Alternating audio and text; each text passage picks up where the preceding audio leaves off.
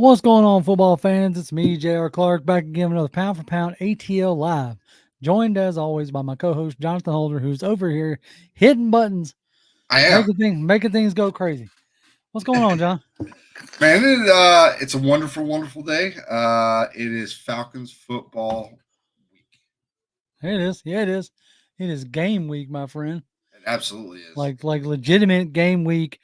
A game week that actually counts. Like Yeah, you you know, want to you want to see Bijan Robinson, you want to see Tyler Algier, you want to see Kirk Cousins and Drake all that. London and Mooney and Judon and like Simmons and Simmons and all those guys, Bates and Terrell. You want to see those guys? This is the week to start. look, we know. Well, I don't even want to bury the lead. We know why everybody is excited. We know why there's already 20 people in chat, and it's because we signed veteran journeyman backup quarterback Nathan Peterman to the practice squad earlier today. Absolutely, Dude, Super Bowl inbound is what I'm absolutely. trying to tell you. I saw that today and straight up down rolled my eyes. I was like, really? Like I'm because I looked at the practice squad and we didn't sign a quarterback to the practice squad, did we? Well, that's who we just signed. Like Well, up but until but up but until that point, yeah, up until this point, no, because we like okay, hold on. I guess we're diving into things without getting the proper stuff out of the way. So let's get it started. there it is.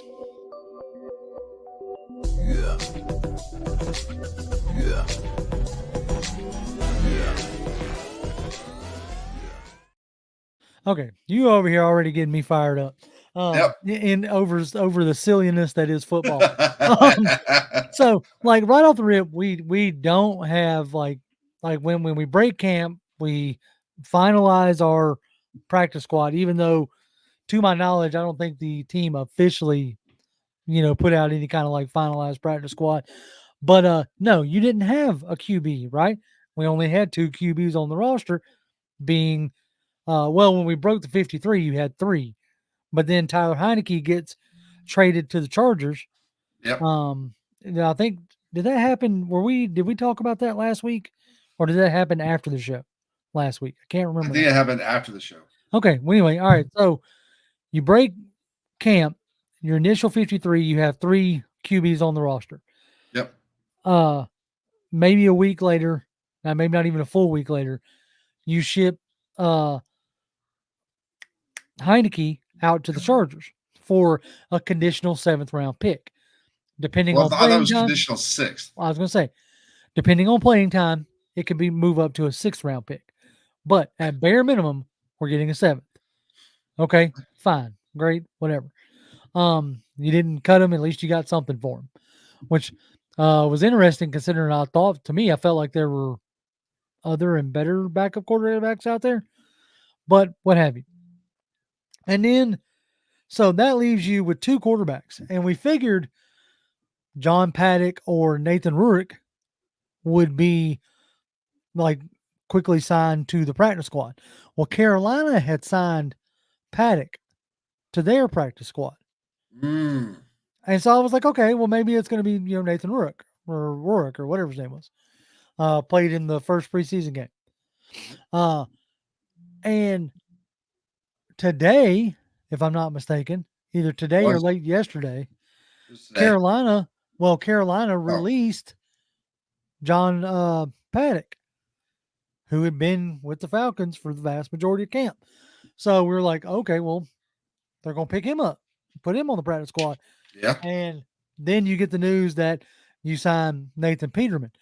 Uh, Dre Murphy asked the extremely important question: who is Nathan Peterman, though? He's a guy that in the two starts that I know of, in both starts, not just like combined, not anything like that. His very first start in the NFL, dude threw 5 interceptions. Yeah, yeah, Didn't play again for a while. Then he had to come in because I think Josh Allen was injured or couldn't go for some reason or another. He comes in, and the next start that he had as a backup quarterback, dude threw another 5 interceptions. All right, let's Like, just oof. look. Here it is, right here. Okay, Nathan Peterman played in Pittsburgh, what have you, right? Yep, Bills, 5 interceptions. that was Bills all again. game too. What's that? That was all in one game too. Right.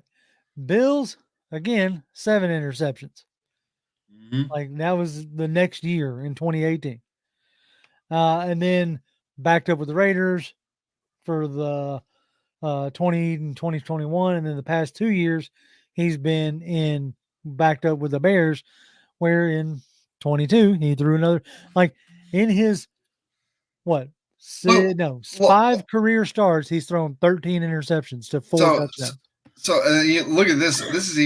This might even be worse here. So you look at well, I don't know if this is worse or not, but you look at the 2022 Bears stat line. You go to the very end, and how many attempts did he actually put out? And that was 2. And of those 2, he threw One of one of them was a touchdown. One was an interception. Now you go He's back up. Aiming, baby. Yeah, I know. And then if you go up to the Bills, where like I don't even know. Wait, this can't be right. What is this attempted? That can't be attempts, right? Because that's Well, attempts is over here. Attempts is over here. I don't know what this might be rushing. Oh, okay. Yeah, Never mind. that's rushing. That's Never rushing. mind. I got okay. I got it. Okay. No. I got it jacked up. But yeah, he like of his 49 attempts in that first year, 5 of those were interceptions. To 2. He got 50 completions and didn't even break 300 yards. And then, but he got better. You know, he had what 81 attempts to only 7 interceptions. There you go. That ratio, getting better. Yards per attempt went down big time, though. Yeah. So anyway, again, we're talking about a practice squad quarterback. 81 attempts in that second year, and he still didn't get over 300 yards. No, 296. He was 4 short. He was averaging 3.7 yards per attempt. So talk about check down machine. So anyway, yeah, that's it. He's not a guy you're going to get excited about.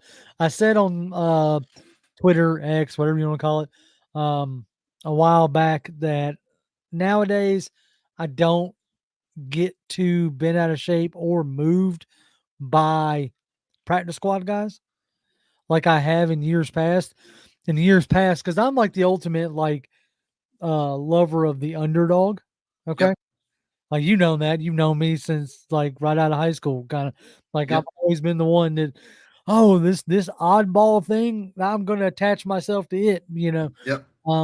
Which truly works out being a Falcons fan. But anyway, but there for a while, like I would get attached to like the Tyler Stars or the, just the oddball, the Nick, what was the scrappy white receiver, Nick something. Burkhart. Nick, no, that was Jared Burkhart. That was in recent. It was Nick something. Okay. Scrappy white dude. Anyway, doesn't matter. He was the scrappy white dude that year. Right. He was a scrappy white dude that year. But like none of those guys ever work out. And it's not just with us. Like very rarely can any of y'all, maybe I'm just like blanking. Can any of y'all really name me a practice squad guy who went on to be something in the league? Like more than just the closest I could come, and I'm not even sure if he actually made it to the practice squad. He was good enough. He was a receiver for the Giants. He was undrafted for sure. You're talking about Victor Cruz. Victor Cruz, yeah. Yeah. So like undrafted, like the best success story of undrafted, obviously, is like Tony Romo and like James Harrison. Yeah. I think James Harrison was undrafted. I know he was cut a bunch. I could be wrong on the undrafted part, but the idea that an undrafted guy or a practice squad guy is actually going to do more than be a liability on your team. Yeah. Like as far as if he gets thrust into starting duty, I have since gotten way past that. Nick Williams, thank you, Fred. Nick Williams was the receiver that I was talking about. But again, practice squad guys, I don't really care that much about. I know the coaches like to act like they're going to develop them, but how much time do they really have? Especially nowadays with the new CBA, you don't have 2 days. You can barely tackle in practice, much like everything's mental reps and walkthroughs. So the time that you actually get on the field needs to be spent with the guys who are going to be there and going to be playing. So let's see. What's Tony Wright saying here? He says the Rams stats have been in his worst last preseason versus the LA Chargers, 3 interceptions, one of them was a pick six. This preseason versus Dallas, 4 interceptions. I don't know. Trey Lance had a pretty rough uh, preseason as well, as far as Yeah. that goes. As far as with Dallas, I think he had like 5 interceptions, if I'm not mistaken. But what I'll say about this, and I'm not saying this in any way, shape, or form to be like, let's if he becomes free, let's grab him. Not saying that at all. Don't really care one way or the other when it comes to Trey Lance. I will say this though, the guy's barely had any snaps in college, has barely had any snaps practice or otherwise Yeah, in the NFL.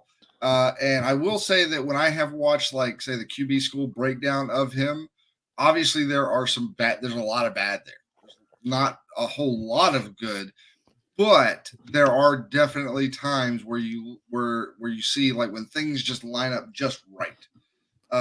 Like you can glimpse the potential of a Trey Lance, but whether or not he's ever going to get a chance to even get there now at this point in his career, I just who don't see it, knows? dude. Like, I don't see it, but I mean, like, that's a guy that, yeah, if you're going to put him, you need to put him on a practice squad.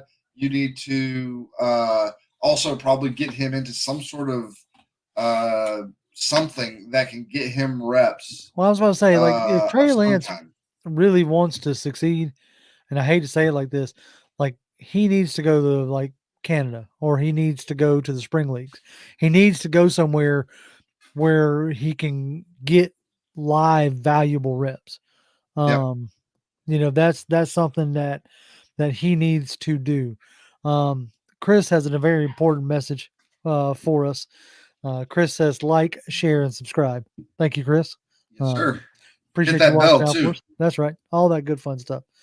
Um, Fred asks, what do y'all think about Disney pulling ESPN from DirecTV? It yet again reinforces why what I do pay for is YouTube TV. Um, but I'm pretty sure like DirecTV hasn't been a high on my list for a while, but they did end up doing a lot of bickering with people. This ain't the first time they've had something come off their platform. Yep. But uh, But I also just look at it like, man, it's like business decisions. Like, that stuff doesn't always work out, nope. and it is what it is. Does it suck if you're a direct TV customer? Absolutely. But then again, if you're a direct TV customer, what are you doing with your life? Come on now. Yeah, I mean, like if that's your only choice, because for a long time, uh, the only internet I could get here was Comcast. So some of the things you just had to grin and bear. But they finally got AT&T out here, and not that I'm a huge proponent of AT&T, but it gave me another option, and you know, I went with it because they was getting on my nerves. So, yeah, Tony says, he says, yeah, I just canceled my DirecTV service, and we'll be ordering YouTube TV. Right. I mean, for the price, um, YouTube TV is not bad, and you can share with family or what have you, and it's like $70 a month or something. It's like 70 Uh, $75 a month, yeah, something like that. I mean, for the most part, you're going to be paying for internet anyway. Um, so like YouTube TV does a pretty good job, and they have like pretty much all the channels you want. Like as far as like very rarely do I miss a live sporting event. My favorite thing about YouTube TV is this past Saturday. Like, the early Georgia Clemson game. I watched pretty much like exclusively watched that. But between that and then the Tech game later in the evening, uh, when you go into YouTube TV, they almost always have like a thing where you can have four different games. Yeah, quad Uh, box. yeah, you can quad box it, and so you can go, and then you could pick one of them, and then if it starts getting out of hand or it's a boring game or whatever, you hit back, go back to the quad Yep. box, pick another one, Yep. just see where things are, and pick it that way. Yeah. Yeah, it was a lot of fun.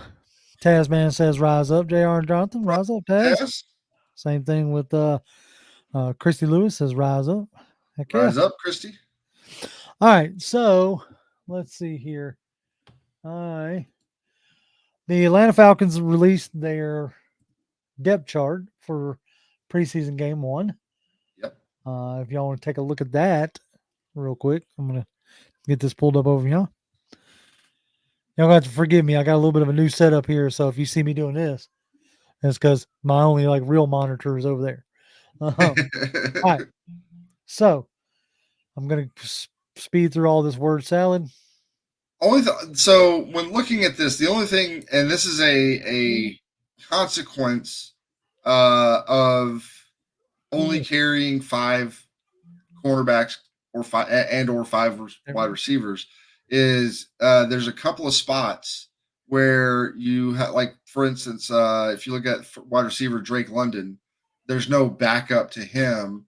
But if you go and look at the other wide receiver spot, there is a backup, and I'm pretty much going to say like that's going to be the backup no matter which side he's on. Right, right. So, and it's also, you got to think about it like this: it's the way they list it out, because you're listing out 3 starting wide receivers and 2 starting tight ends.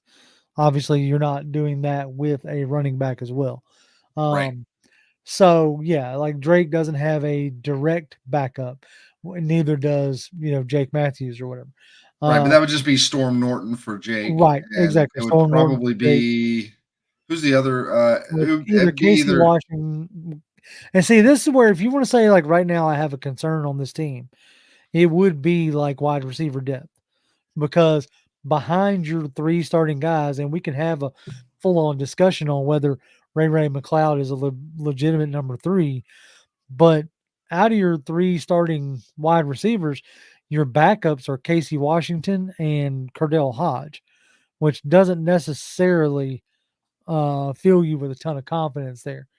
Uh, but like Avery Williams, they have him listed as the 3rd back. I really think that that's probably Jace McClellan. And the reason why I say that is because if you scroll all the way down, Avery Williams is your returner. Yeah, So I don't think he's going to be, Mike Hughes is the backup too. right, which is interesting because Mike Hughes is your starting, your starting cornerback. Yep. So I guess if Avery Williams goes down, maybe it's a deal where Mike Hughes, or Clark Phillips bumps up, depending on the reps or whatever. Derek over here saying, like, why is Mike Hughes starting? I mean, like, I'll say this. Okay.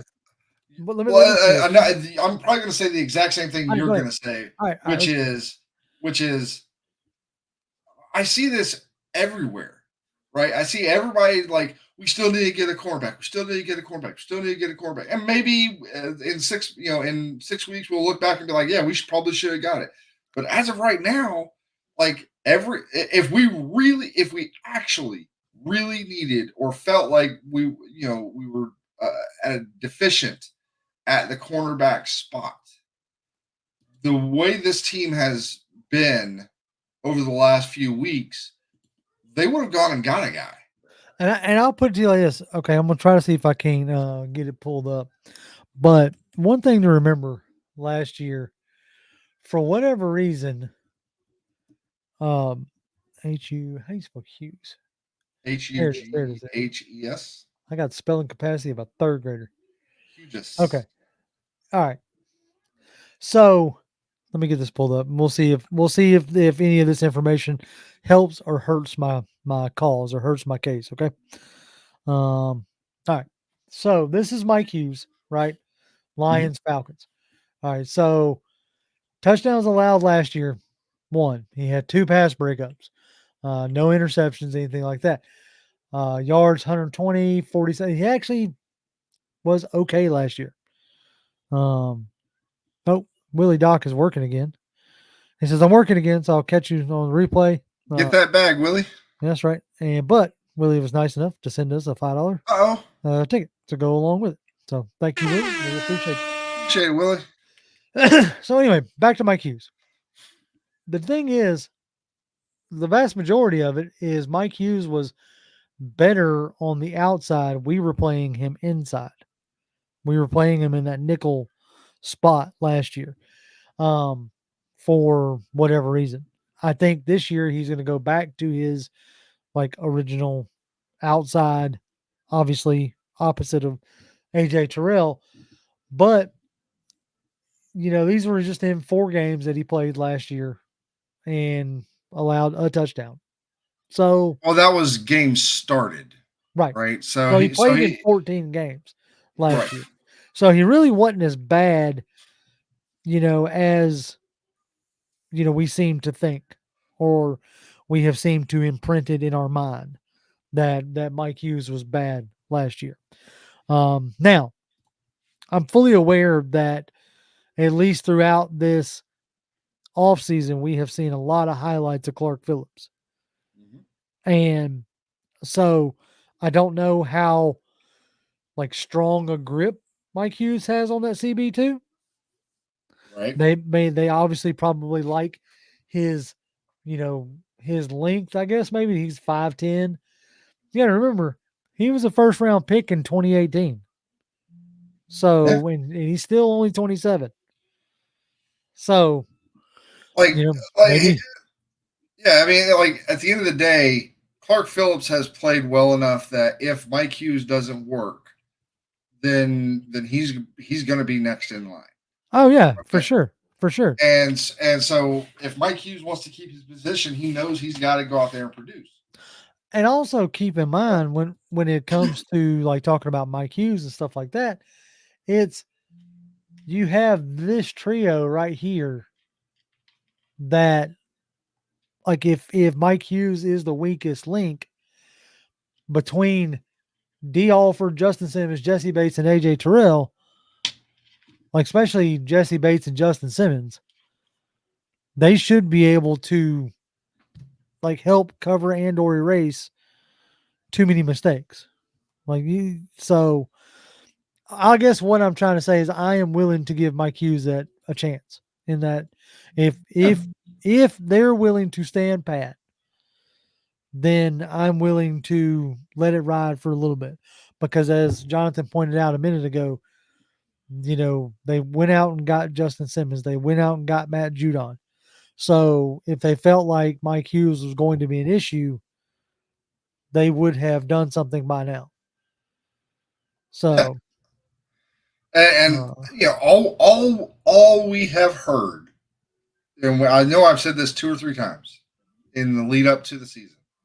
All we have heard from this coaching staff, especially on the defensive side, is that they really like the guys that they already right. And like as far as when we talk about, practice squad guys, Kevin King's still in the wings, had. Yep. Natron Brooks is still in the wings.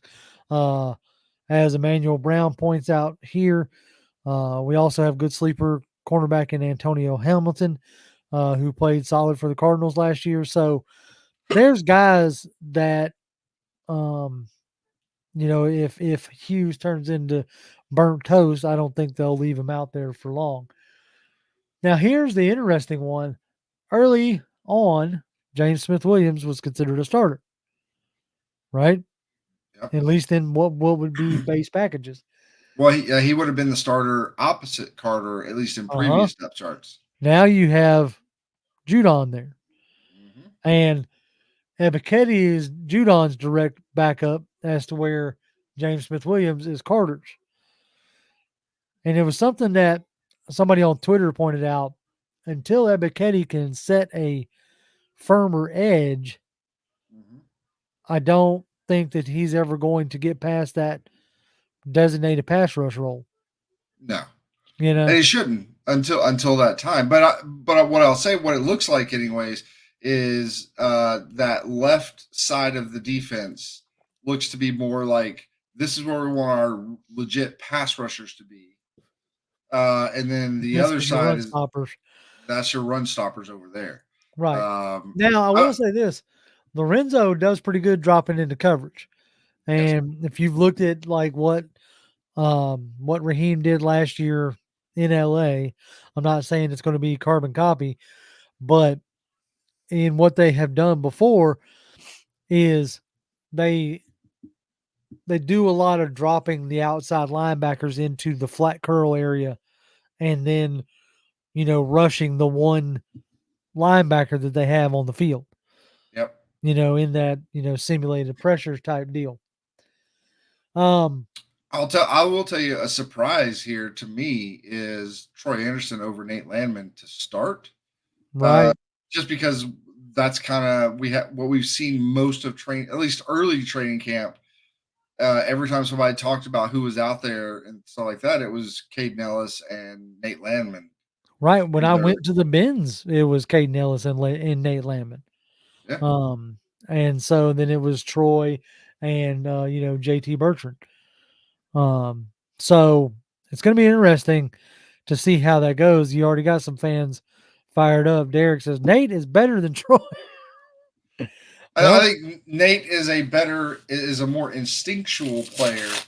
But if we're just talking, if we're also talking like if you're putting in the athleticism to like make up for the instinct, like Troy Anderson's probably one of the more athletically gifted people on the entire team.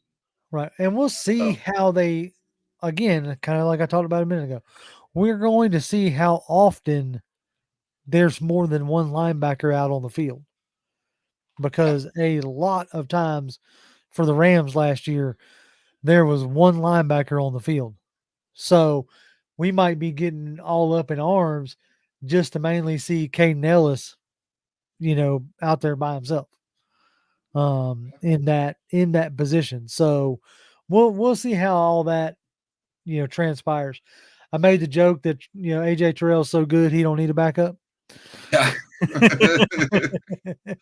which I thought was I laughed at myself. Um, As long as you can laugh at yourself. that's right. Does any of this line surprise you? Taquan Graham and Zach Harrison. I thought maybe uh Taquan might get a nod, just being in the league a little bit longer. Maybe, but and like the between Zach Harrison and Taquan Graham, I think there's not really a lot of drop off either way. Right. And again, like especially when it comes to those interior defensive linemen, the three down linemen. I think there's just going to, especially between the starter and backup. I think you're going to get a lot of rotation. I will say Eddie Goldman being reserved behind Jarrett and Street is a little bit of a surprise. Yeah, I thought maybe that you would have Goldman over here backing up on Yamada. Yeah, Um, and and maybe having, and for all we know, that is actually how it will be. yeah, who In knows, right? 90% of the cases, if Onyemata needs a breather, maybe Eddie Goldman goes in, and if for whatever reason this is the way the depth chart was put out, it doesn't really matter. What's going to be more interesting, especially week one next Sunday, is like who are the inactives? Like what does the game day 46 look like? You know, Yeah, that's going to tell us quite a bit with who we're facing this first week, the Steelers. I would imagine, you know, Eddie Goldman's active. I would imagine, like, if I had to take a guess, D'Angelo probably would be inactive.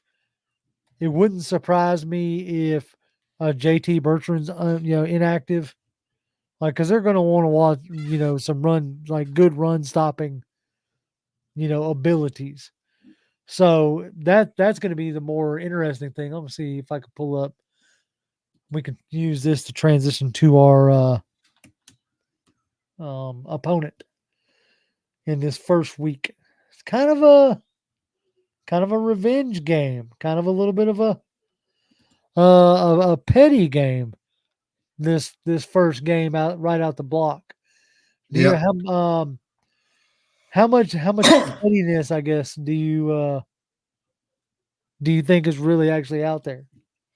um, if there is legit pettiness, I think it would probably be on the Arthur Smith side of the equation, like feeling a little petty because A little of salty. a little salty by being let go.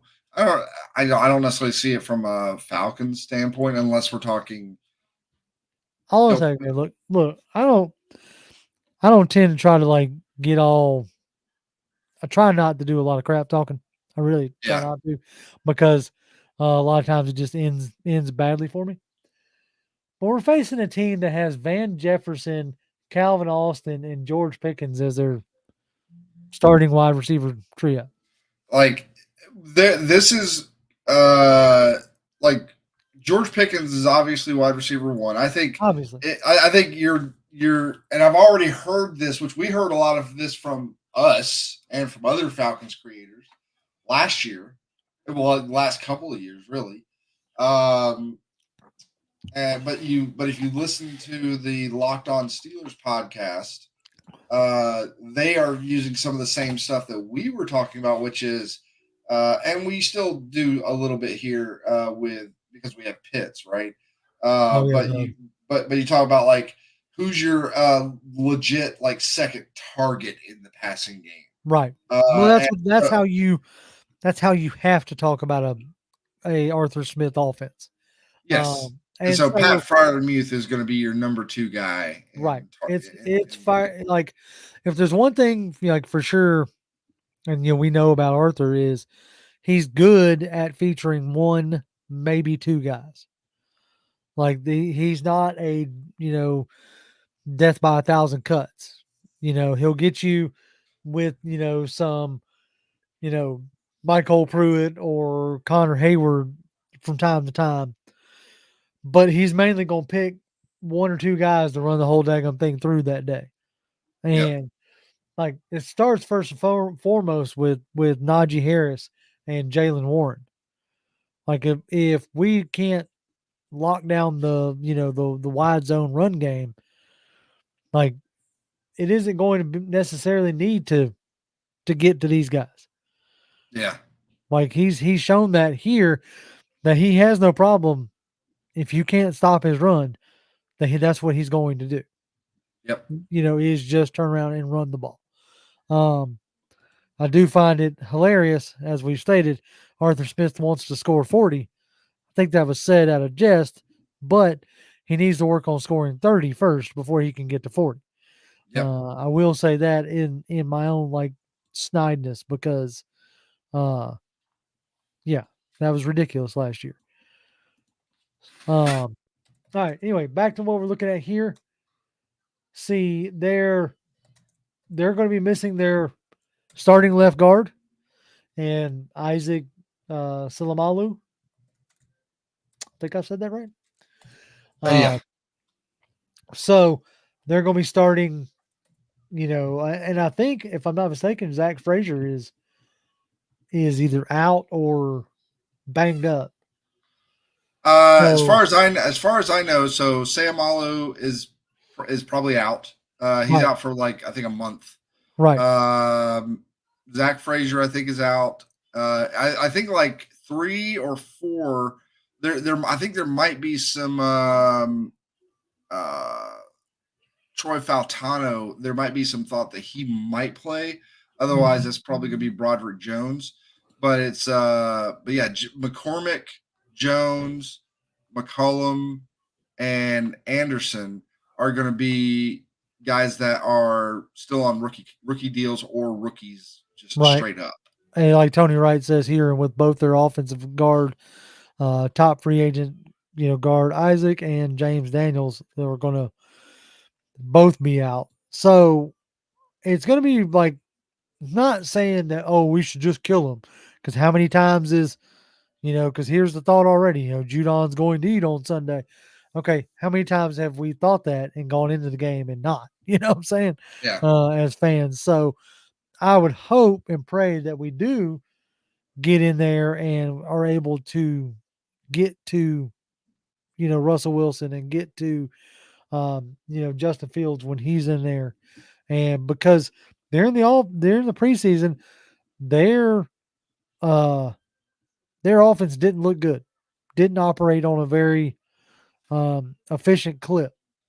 No. So the running backs are my biggest concern with Jalen Warren, Cordell Patterson, and Najee Harris.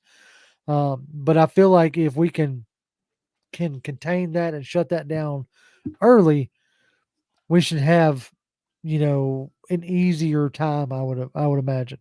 Well, and the biggest thing is between uh, Wilson, Fields, either one of those two, and obviously Russell Wilson's going to be the starter.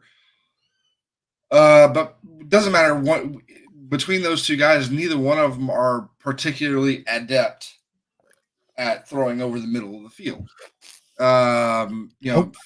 Wilson mostly because of his size. He's a little on the shorter side, so being able to see guys and be able to throw over the middle is a little bit more of a problem for him. Justin Fields just doesn't do it well. He's tall enough, he's big enough to be able to see the field and all that stuff. He doesn't have the height issue, but he just doesn't throw very well in the middle of the field. So if we can keep that, a thing, Hmm. then I think that our chances go up. And then on top of that, when it comes to Fields, he's a good short guy. He's a good guy with the long ball, but anything intermediate, kind of not his bag. Right. He doesn't like to do intermediate stuff. If he's passing downfield, he wants big chunks. Um, the main thing is keep him in the pocket. He's not as escape. He does, the escapability is not as there as it used to be. He can still do it. Um, so keeping him in the pocket, not letting him scramble out and backyard football us to death. You Right. start doing that. That's where you get into problems with Russell Wilson. Right. Now, my biggest concern is like their defense. Yes. And, and can we get anything going, especially, and again, if it works and it looks good, then we won't say nothing. But as of right now, as of yet, we have not seen, any of our starters play. So now we haven't seen them. Doesn't mean like apparently there was 107 snaps in that little scrimmage thing that they ran up at Flowery Branch, or I'm not getting into all that again, right? But like Cameron Hayward, just signed an extension, so he's back in action. Uh, Kenyon Mitten is a guy out of Wisconsin that really wanted here. You know, Larry Ogunjobi, decent defensive end, big guy, Yeah. big name circle, Yeah. big name circle. That dude TJ can Watt, wreck your whole day by himself. right? That's the guy you got to worry about. As Nick says, block TJ Watt. Gonna have to. Yes. Gonna have to. You cannot let TJ Watt wreck the daggum game. Um, Now Patrick Queen is an interesting signing because I've heard it talked about like quite a bit. Is like the Patrick Queen Roquan Smith pairing in Baltimore. Like Roquan made like Patrick Queen much better because of like his football intelligence and able to point Patrick Queen in the direction needed to go, so to speak. Mhm. But Patrick Queen is like a heat seeking missile. So uh everybody thought it was an interesting signing going to Pittsburgh. Um so over the middle of the field should have space to work because the way they deploy Minka Fitzpatrick and Patrick Queen, it's going to be about bringing pressure. So, quick game over the middle, Bijan Robinson, check downs, throwing into the teeth of a blitz. Like these things are that's what's going to like win this game, in my opinion, because they're going to have to weather that storm. I didn't realize Demonte KZ was still in the league. Yeah. He's their backup strong safety. Um, Joey Porter Jr. is probably their best cornerback. So that's something they're going to have to keep tabs on. He'll probably be matched up against Drake, I would imagine, for the most of the game.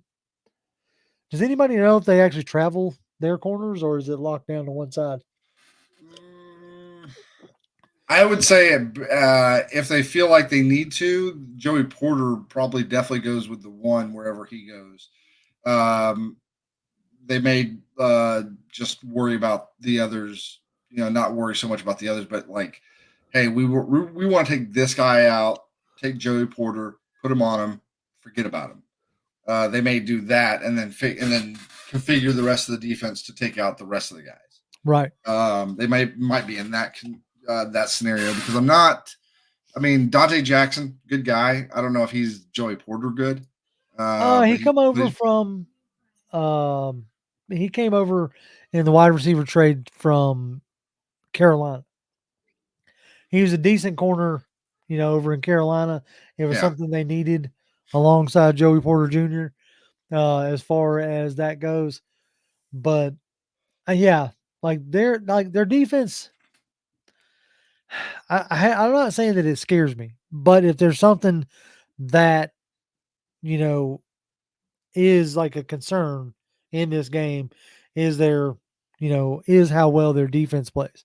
But I tend to agree with Dre Murphy. Give me Bijan over Patrick McQueen. Like, I think that that's a matchup that we can win there. I think their linebackers and yeah. the middle of that defense is what we could potentially exploit. Um, which is what I'm looking for them to exploit, really. Yeah, So I mean, like I would put Bijan Robinson up again if we're talking linebackers. Like if he can get,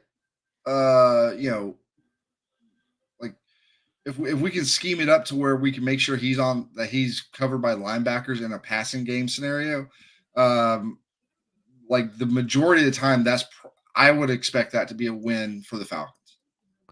yeah, now Outside of a rare few linebackers out there. uh, demands Sirrah, which I love that name. What up, Says demands? he says don't count out nose tackle Keanu Benton. He's been quite a threat at times. Yes, he is that. He is that penetrating, 3 tech, or they have him listed as a nose. He's not a traditional nose in the sense of big guy going to eat up space. I Yeah. really liked Keanu Benton coming out of Wisconsin. I almost said Washington for some reason. It's not Washington. They both use W as They do, but I mean, come on, their that's about logo. it, right? Yeah. Anyway, all right. So, but to kind of bring that up with Keanu Benton and some of those other guys, you were listening to the Locked On Steelers podcast, right? And they said like they were bringing up a mess of an offensive line. Well, so that was so. Was that Locked On? I didn't get a chance to listen to the entire podcast, so I don't know if they said it in the podcast. What I do know is they wrote about this. Ah. So basically they said, and I'll just do this real quick. They drafted all the essentially they're talking about the quarterbacking is probably going to be just okay. Also, Atlanta's offensive line is also a mess. And the funniest thing about the entire Arthur Smith tenure was that there's that here's a guy who was made famous by running the football behind a dominant offensive line in Tennessee. They drafted all these skill guys. Then everyone just yelled at him for not using all those skill guys, and they never gave him a quarterback or an offensive line, which is the things that he needed to execute. Which again, and I was talking to John from Out of Your Falcon Mind podcast about this. I was like, coming from somebody who writes about the NFL for a living, right? If this was just Joe Schmo off the street or whatever, and it's like all they know is Falcons, they generally suck and have sucked for the past few years, and you just expect that because they suck, they probably had a bad offensive line. Okay, good. I totally understand that. I can be like, no, hey, I understand why you think that, but here, let me show you where that's incorrect, right? Right. This guy, obviously they're probably more focused on the Steelers, so I don't necessarily expect them to be super into the Falcons. But I mean, just just doing a quick Google search of like what was the Falcons' offensive line ranking in 2023, and you look at it, it's like overall they were like the number 4 offensive line in the entire NFL for blocking. Right. So there's that. They talk about the the Falcons didn't give him a quarterback or an offensive line when whether it was Mariota, Ritter, Heineke, these were all guys. I guarantee you, with the way the way things work in Atlanta, like he had a say in each and every one of those guys. He's not going to take a guy that he just doesn't like at all. Mm-hmm. I've heard that too. Like he didn't even want Ritter, but they took him. They forced him on him. I'm like, no, that's not what happened. That is not how it works. I love how like that. I love this is the problem that I have with fandom at all. Like Yeah, is that we can inevitably will convince ourselves that we can form a narrative to fit what we want, right? yeah. And So so and this last part here I think is hilarious. Okay, now we haven't seen him suit up and throw against like real often real defenses yet this year. But he's saying where I think Atlanta's playmakers are probably a little bit more dynamic than Pittsburgh's. I think Cousins is probably a little bit better than Wilson. We'll see how the offensive line shakes out. Like you give both those guys a good offensive line, and I'm telling you right now, Cousins will beat the brakes at this off of stage, Wilson. yeah, because what as a Pittsburgh fan, what you're hanging your hat on or what you're hoping for is the fact, or what you're thinking to yourself is, because I know what you talk yourself into is Russell Wilson has won Super Bowls and has been to two Super Bowls, has played at MVP level, but you're not taking into account the fall off that he had. You're not also taking into account that two teams moved off from him. The one that drafted him, and then the one that gave him a ridiculously monstrous contract. So, And you they and they know, and they ate $40 million so yeah, he wouldn't be on the team. right. They paid him a lot of money just to leave. And you could say that that's Sean Payton all you want to, and maybe it is, but you would think if Sean Payton could have got something out of him, like how smart would Sean Payton have looked had he been able to resurrect, Russell Wilson? I mean, like, Um, I will say this: look, I don't like Sean Payton. I don't like anybody that has ever had anything to do with the Saints. Generally, players different because players do what they do, right? But like, I don't like Sean Payton. I think he's a jerk. I think the guy has had lots of issues with like when you go back to Bounty Gate and all those all things. that. I think there's a lot of reasons why I don't like Sean Payton. Okay, but kind of in the same way that I don't like Joe Montana. Like I hate Joe Montana with a passion because of how often he beat the brakes off us when I was younger, right?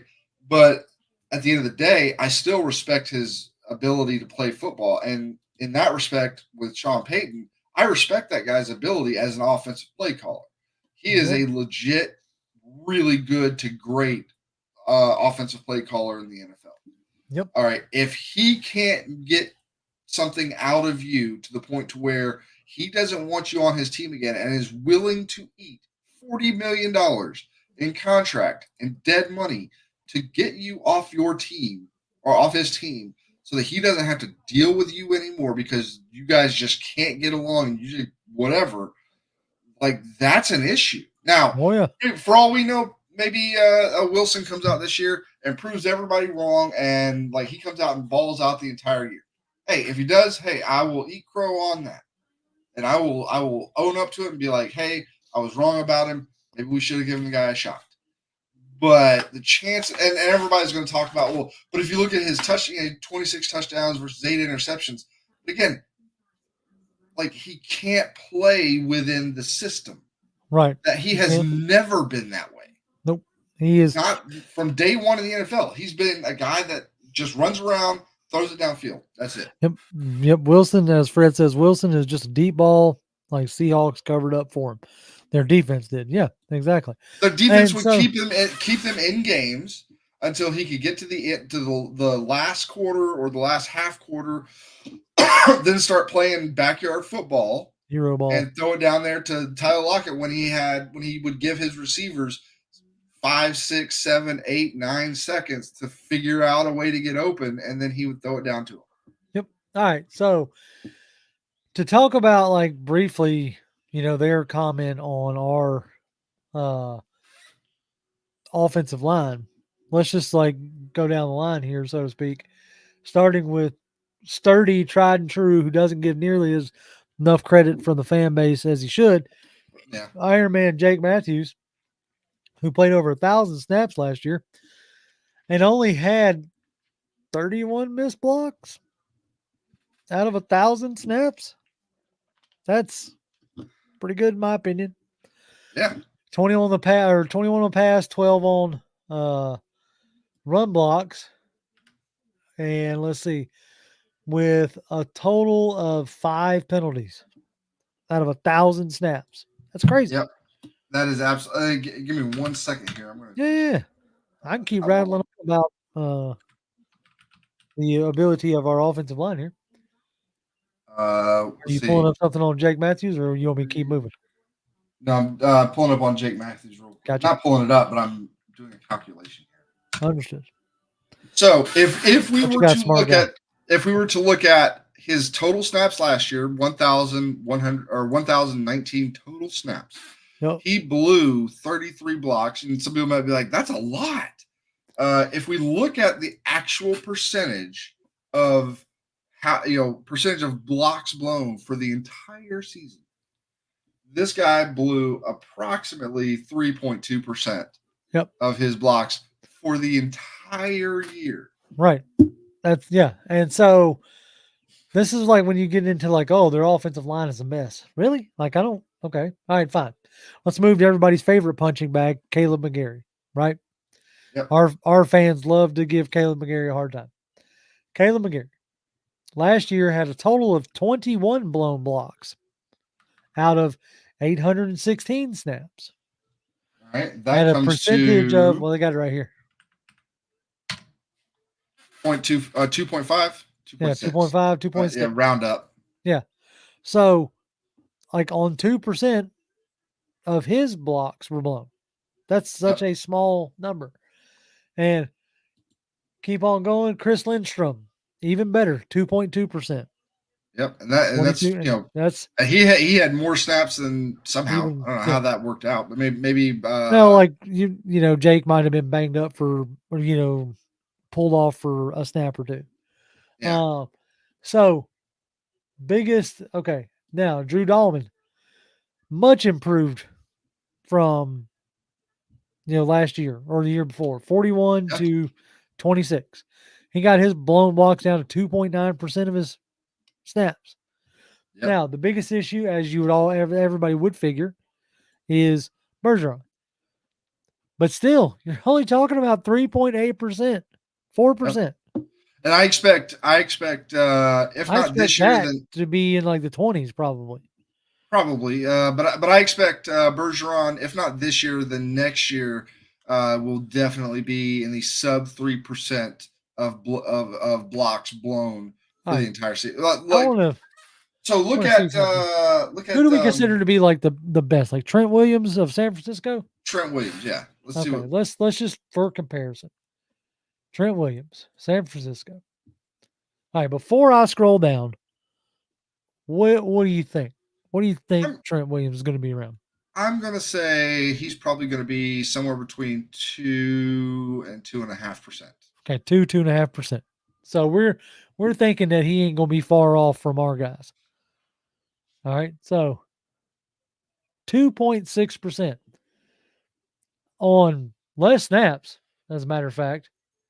Yeah. Like he hasn't topped 900 snaps once in his career, and we have guys routinely going over 1,000 snaps. So, but 2.6. So every one of our guys outside of Bergeron is right on par with Trent Williams, who the league considers who just got a pay raise or just got a contract readjustment today. Did that finally happen Yeah, today? yeah, right. That finally happened. So you see what I'm saying? Like, I don't understand how this Pittsburgh, blog writers, whether they're 100% paid. I don't expect everybody to be. I'm not as hardwired into the Jacksonville Jaguars or to the New York Giants, right? But if I'm going to sit down and write a piece, or if I'm going to sit down and do a video where I'm really going to be like highlighting what I think is going to be a weakness, I'm going to do some research on Yeah. it. And this took me a grand total of 2 minutes to pull all this crap up. So, yeah, it's just, to me, it's one of those like lazy writings. Hopefully, my biggest concern, and as I said uh before we came on air, my biggest concern with our offensive line is the last 2 years you have blocked for a mobile QB in Marcus Mariota and Desmond Ritter, who, like, you've been able to quote unquote hide some of the deficiencies by keeping your quarterback on the move and maybe mitigating some of the like sacks and negative plays. So now you have less of a mobile quarterback. I'm not saying not mobile. I'm just saying less mobile. Doesn't Yeah. that's not his part of his game really. Uh, like, can they protect him? Um, can they figure it out? Can they mitigate it by quick passing game? Which is why I think you have Charlie Warner here to help in that area. Yeah. With chips and stuff like that. So, I'm sure that they'll probably test it out early on and see, like, can Caleb Gary, can he hold up, you know, in a in a situation where he's taking on TJ Watt by himself. well, that's what demands ask. Question: if they try to switch TJ to the other side, and that's a big if, could Jake Matthews do better than Caleb? I think Jake Matthews would do better than Caleb. I think that you're going to put if you're going to like match up anything, you're going to try to match up TJ on Caleb, just because in years past Caleb has had a tough time handling speed rushers. Mhm. So we'll see how that goes, but I think I think you have more likely that you're going to put TJ head up on Caleb,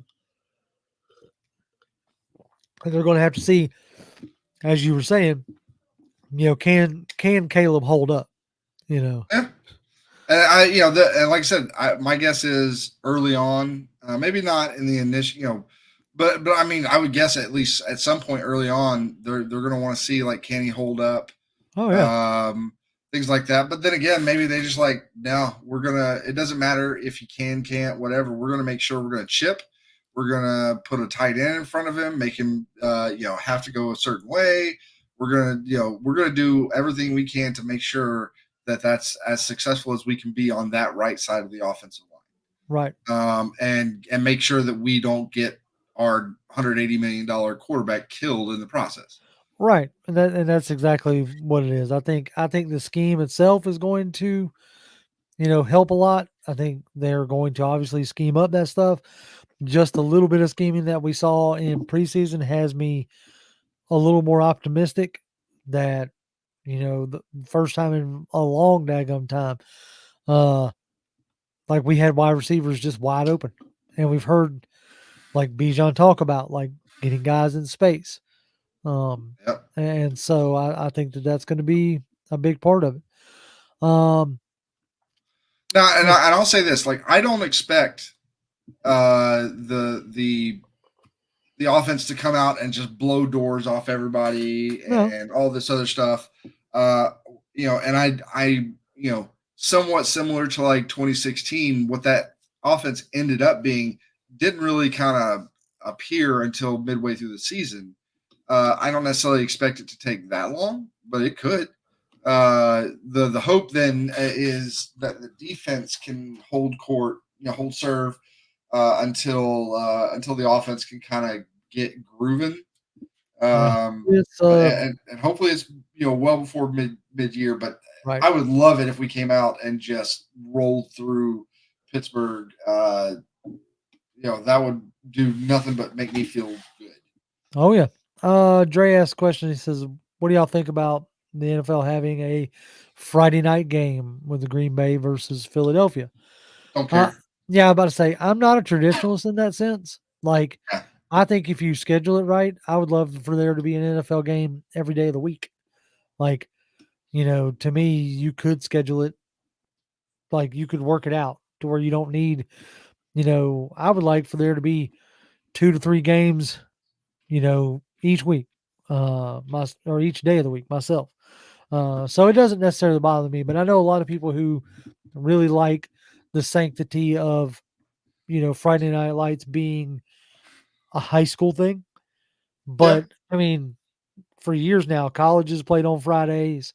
So I think that sanctity has been gone. Like if you want to go watch your local high school team play, I would still encourage you to do that over watching Green Bay and Philadelphia. You yeah. know what I'm saying? Like if you enjoy watching high school football, especially if you have uh, kids or like, family members or what have you, like go watch that. Those are few and far in between, so to speak. We live in the age of DVRs, whether That's that's it, man. It's a like thing on top of your TV or it's with YouTube built into TVs, your built into your as part of, it's in the cloud or whatever. I mean, like if you really like if you either really want to go watch it or you can't get out of it because like you said your kid is there so you right. can't, what are you gonna say? Son, Son, I'm sorry. yeah, Green have a Bay good and time, Philadelphia are playing. but Green Bay, but the Packers are playing tonight. Uh, Can't make it. Sorry. that's right. You can't do that. So, go watch your kid play That's and right. then go watch the Packers, Yeah, Packers versus or Eagles, yeah. not if they lose and you just like I don't want to watch that, then you didn't Dude, miss it. one of the best things that ever happened for my sanity is like NFL game day or like the game Red film. zone. Yeah, red zone and game film and all that. Like where I can just go back the next day and watch a, condensed version of the game. Yeah. Um so no, it doesn't bother me much at all. Nick is trying to ruin my night by reminding me that we took Tack McKinley over TJ Watt. Anyway, going to just keep right on moving. I mean, Um, I will say this. A lot of people bring up whether it's Tack over TJ or any other pick that was out there over any other pick. The fact of the matter is, no, did people think that TJ Watt was probably going to be a good guy, a good player? Sure. Do they expect him to be exactly what he is today? No. Nobody honestly, no, you didn't, there was no way you were thinking that he bro, was going to be like, bro, like I'm telling you right now, nobody thought TJ Watt was going to be a guy that's like, when he's playing and he's not injured, this defense is super great. When you're missing one guy off a defense, it affects it that much, and he's that much of a game wrecker. Like, uh, you know, very few. I'm plenty of people said he was going to be good. yeah, Okay, no, but I don't think anybody expects him to be as good as he's playing. you know, so it's all a crapshoot. You just do the best you can, and try to evaluate guys as best you can. that's And right. that was a miss. All right, here's another good one for you. It says, fellas, what would be more of a beautiful thing as a Falcons fan? Winning a Super Bowl at home in Atlanta or winning it a Super Bowl in New Orleans, like in the Stinky Dome? At home is always going to be number, like if we could do it in Mercedes Benz in Atlanta, that will be number one. Very, very, very close, like maybe a 1A. Very, very close to that is hoisting the Lombardi in New Orleans in the Superdome. Uh, that would be That would be, super special. yeah, that'd be nice. I would, yeah, I would do that. Georgia Texas boy says, "What's good, P for P? What's going on, brother? What up, man? Glad you're here." Um, yeah, I'm with King. Tack McKinley and Marlon Davidson were the two worst draft choices. Like Marlon Davidson, man, that one confused the crap out of me with Dan Quinn. He was trying so hard to make him Michael Bennett, and it just didn't work. Yeah. Uh, just didn't work. Okay, let's see. Trying to see if there's anything else that. Oh, Fred was wanting us to do some score predictions. So Ooh. let me find that. Okay, bam. All right. So what do you think? How you feeling? What's your gut tell you on Sunday? I'm assuming you're like I don't imagine that you think the Falcons are going to lose. Uh, No, I don't think the Falcons are going to lose. I think the defense is enough against that offense right. to either keep them clamped down or take the ball away a couple times. Um, from an offense, our offense versus their defense perspective, I think that's probably the strength on strength Right. kind of deal. Um, I'll say uh, just because it's early season and typically you see defenses are kind of ahead of offenses early in the season. I'm gonna say Falcons win, say 24-17. So you're going 24-17. Yep. I could see 24 for sure. I think it might be a little closer than 24-17. I think I don't know, man. And the reason why, because if you look at uh let's see, no, Minnesota. I want the Vikings because it was a even though they were because they started out actually kind of rough last year. Um, oh well, that's gonna take me too long to get that. You just want to score a prediction. I'm going to say 28. I just can't see them scoring that much. The Steelers, maybe it's not as close as I think it is. You know, maybe like 28-20, 28-21 maybe. I think we score comfortably, especially in the second half.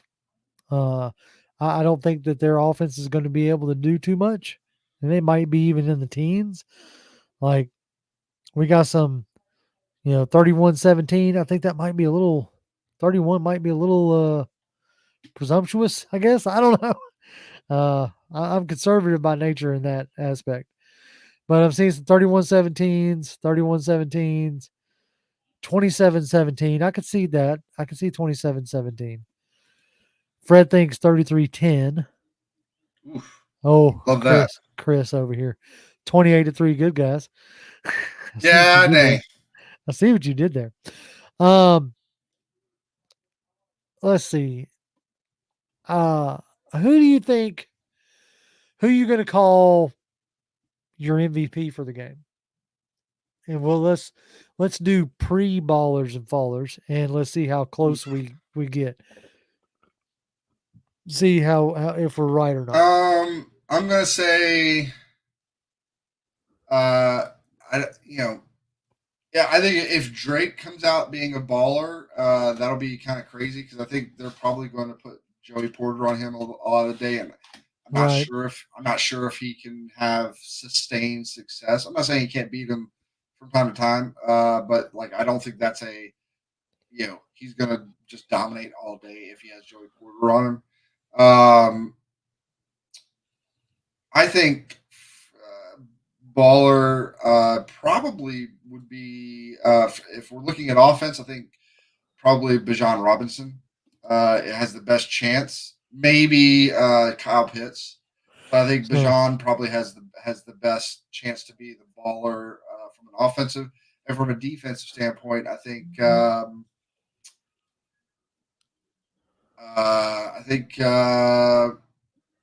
either Bates or Simmons, one of those two, because I think Wilson's going to want to try to hit some deep balls, and either one of those guys are going to be back there, and I can see them, getting a pick or even two off of Wilson. yeah, I'm gonna go ahead and call it. I think I think on offense, I'm gonna say Kirk Cousins. Low hanging fruit, but I'm going to say Kirk Cousins. Right. I think he comes out and is rejuvenated. I think he puts everybody's mind at ease in that sense of just getting out there, making good decisions, operating the offense. Um, Defense wise, I'll say Judon. I think Judon comes away with like a sack or two and, gets everybody like real fired up. Faller, uh, JD in the truck said, coup. 'Cause hey, last time we saw him, he was missing field goals. So we'll say uh, Mike Hughes, just because that's easy right now. Uh, like maybe he looks rough. I don't know compared to the rest of I the mean, secondary. like I'll say this: if Terrell sticks, like if they decide at from a wide receiver standpoint, Pickens is the guy that they need to make sure that they handle. They put Terrell on him, and I think Pickens could get the better of Terrell on a couple of times here. But I think that's kind of the same deal as putting Porter on Drake London. Like I don't think you can have sustained success Uh-huh. with when you if you try to throw at Pickens being covered by Terrell like all game. If they go that route, then Hughes at worst is or at best is probably covering a Van Jefferson type Yeah, I guy. was gonna say Van Jefferson or Calvin Austin maybe in it, and Yeah, or he's trying to like maybe it's D offered on Pat Firemouth or something. Uh, so, but it ought to be interesting. And if nothing else, this time next week we'll be talking about an actual Falcons game that has been played. yeah, we will. Uh, we'll be talking about how Kirk Cousins looked. We'll be talking about how Bijan and looked, and Kyle and Drake and And we're Simmons gonna and have to Judon. tell we're gonna have to do the old Aaron Rodgers just in case. Relax. RELAX. If things don't quite if things don't run as smoothly as you hope, and everybody's gonna be like, "See, told you should have played in Right. preseason." Oh yeah. No, Everybody's if gonna it do that. if it looks wobbly, boy, that's what's gonna come out. Yep. That whole should have played in preseason. But hey, as Fred says here, with a win, that's all we need right now. Yep. Taz is calling his shot at 33-17. I think we need to get a win for sure. I don't. I honestly like if we win 6-3. Will I I don't be even care. extremely happy about it? No. No. But will I be happy with a W if we win Yes. 6-3? Absolutely, and we'll Right. figure it out from here. Yeah, we'll From get it there. going. All right, folks. We appreciate y'all greatly hanging out with us this evening as we Yep. talked about our birds. I think if they haven't already started, they're about to go check out John and I think Mike's back actually on your Out of Your Falcon Mind. So go check them boys out. They have popped in earlier, so head over there and tell them we said what's up. You can catch me on Twitter. I'm at Grimm1128, GRIMM1128. Jonathan. At What? Jonathan M. Holder, come by, say hi. There you go. Oh, crap. He says, when we're talking about how Goldman, I got to put his, you got to remind me, I got to put his face up next week.